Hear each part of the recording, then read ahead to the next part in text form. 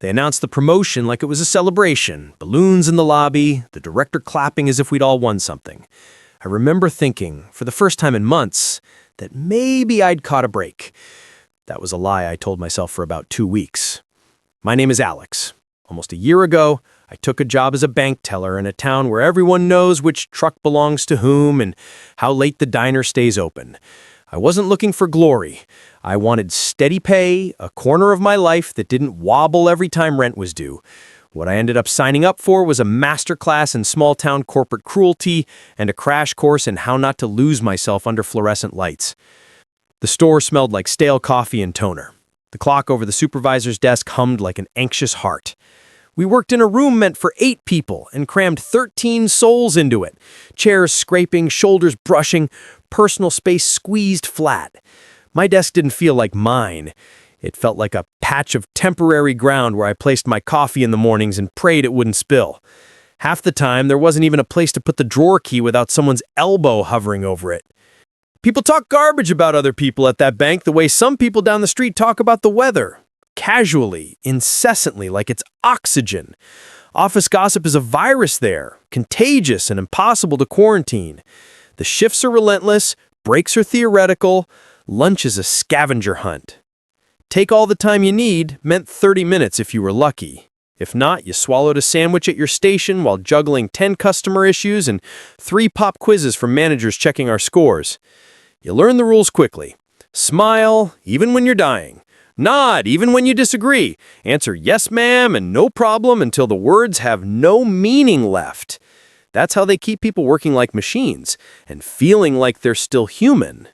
My husband, Marcus, used to joke that I came home with bank teller glitter on my hands. He meant the stress, but he was right. I carried that metallic taste in my chest every day. Then came Beth. Beth was the kind of coworker who thought entitlement was a professional skill. She cornered me during a lull in the morning line and said, "You've been here longest. Teach me how you do the reconciliation the right way." Her voice was casual, as if she'd asked me to pass the salt. I'm not her trainer. I told her, "I can help you with the checklist, but the training team handles formal instruction." She huffed, "Whatever. Just do it like I say." One disagreement became a shouting match. Not a quiet office spat. Full volume, fingers stabbing in the air, the fluorescent lights making everyone look paler and more ridiculous as she berated me in front of customers. That first outburst should have been a warning bell. Instead, it was the start of an avalanche. For 3 days, the same pattern repeated. Workplace yelling that started at the back counter and crept like cold into every corner. Complaints, dramatic, performative anger, a kind of emotional vandalism that left fissures between people who had to sit across from each other every day. The director, Mr. Collins, handled it like he handled everything, with a clipboard and a smile. He'd announce policy changes, threaten numbers, remind us that customers score us, and those scores live longer in his inbox than our names do in his memory. "If we don't hit targets," he said at one meeting, the kind of line that's supposed to motivate, "people will be let go." He said it like a judge calling for order. No nuance, no empathy, just metrics and a calendar reminding us that our worth could be redefined in 60-second increments. Then came the move that felt like a deliberate slap. The bank decided to bring back Heather. Heather had been the person people whispered about in the break room. Sharp comments, a habit of making someone the butt of her joke until they stopped laughing and started pretending. She'd been laid off months earlier, officially due to restructuring, but unofficially because she'd been verbally abusive to multiple staff members. Hearing she was valuable and was being rehired felt like watching the same movie again, but with the villain given a new costume. They called a meeting to announce it. We were all there, half expecting sympathy and getting a memo. "Heather's coming back," Mr. Collins said, as if he were delivering good news. "She brings experience. We need her." I remember my hands going cold. Someone laughed, a small, brittle sound that wasn't a laugh at all. And then, as if the universe enjoyed rubbing salt into wounds, he looked right at me and said, "Alex, you didn't look very enthusiastic. Is everything all right?" The question was performative. The scolding was immediate. He wanted me to smile and clap for the decision. He wanted me to perform contentment. So I did what the bank wanted on paper. I kept my mouth shut. I posted the necessary cheerful replies to the internal chat. I kept a professional face when Heather walked back through our doors. But inside, something in me was done with being silent. What pushed me over the edge wasn't a single voice. It was the accumulation. The whispered barbs at my husband when I came home late for mysterious reasons. The nights I lay awake and replayed the meeting where Mr. Collins threatened to let people go. The way my hands shook when a customer asked a question and I couldn't decompress fast enough to be pleasant. The way my own reflections started to look like an actor's after a bad play. Practice smiles, painted on calm. I tried to talk about it with Marcus. He sat across from me at our tiny kitchen table and listened, took my hands and said, "You deserve better, Alex." His eyes were tired but steady.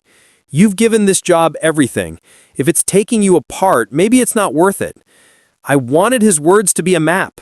Leave, start over, find something new. But leaving felt impossible.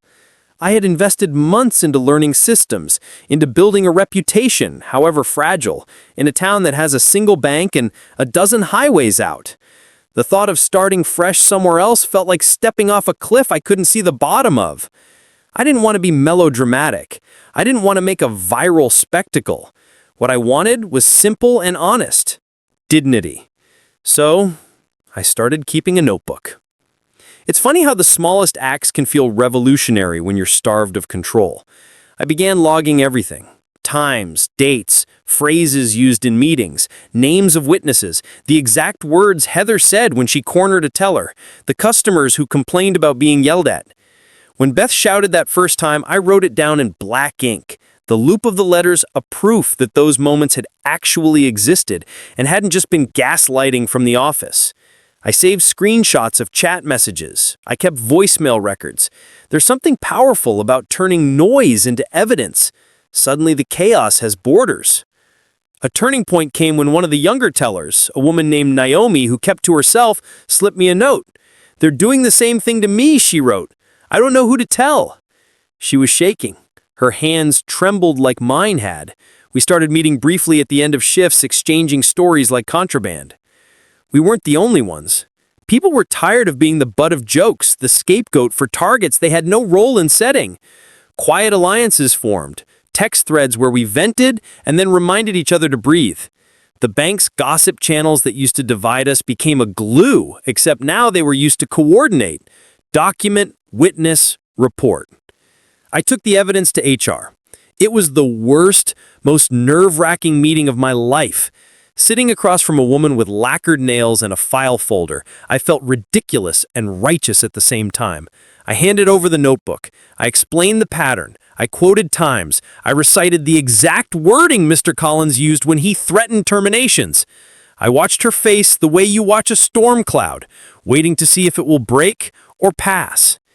HR did what HR does. A formal investigation, meetings with involved parties, the same clinical language that once had made my blood run cold now applied to hold them accountable.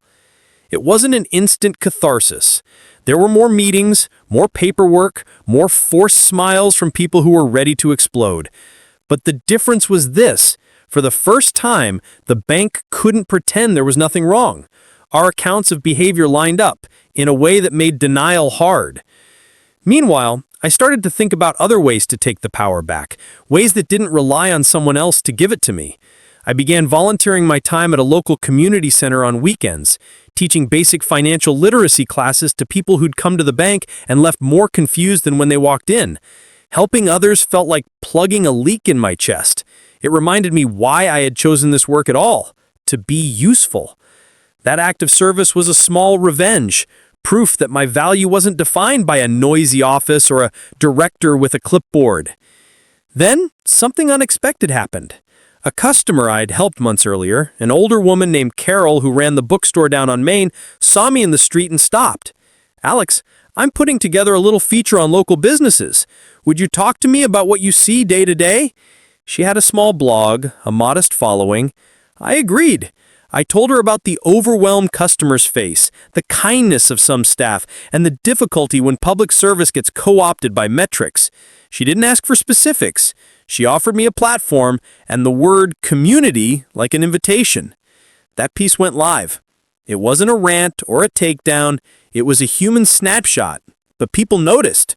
Customers left comments. A few called the branch to say they appreciated honest service. A local news blogger reached out. The bank's PR team started to worry. People weren't just customers now. They were witnesses. I didn't intend to spark anything. I simply wanted to be heard without having to censor exhaustion into a smile. What followed was moral retribution of the quiet, relentless sort.